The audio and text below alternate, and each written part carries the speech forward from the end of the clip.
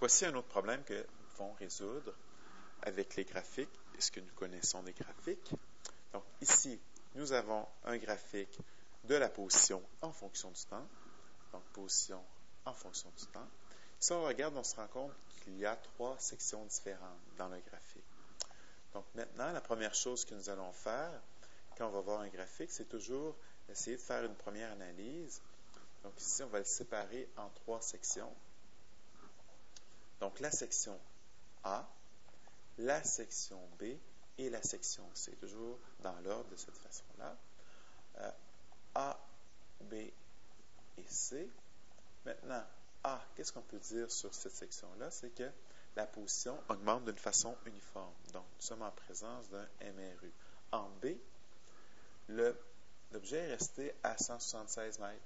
Encore à 176 mètres. 176 mètres et 76 mètres. Il est resté à la même position pendant 6 secondes. Donc, nous allons appeler ça un PM pour pas de mouvement, tout simplement. Et en C, encore une fois, nous avons sa position qui augmente d'une façon toujours constante. Donc, nous avons un mouvement rectiligne uniforme. Donc, la première question maintenant. Combien y a-t-il de MRU différents? Donc, le A et C. Donc, il y en a 2 MRU qui sont différents. En B, la question. À quelle vitesse roulait le mobile entre la 14e et la 20e seconde? Donc, ici, on cherche la vitesse. Donc, on sait tout simplement que si on cherche la vitesse et que nous avons le graphique de la position en fonction du temps, qu'est-ce qu'on a tout simplement à faire? C'est de calculer la pente. Donc, ici, les 2 points que nous allons prendre, 20, 260 et 14, 176. Donc, nous allons faire la variation de la position sur la variation de temps. Donc, 260 moins 176 divisé par 20 moins 14, nous allons obtenir une vitesse de 14 mètres par seconde. Donc,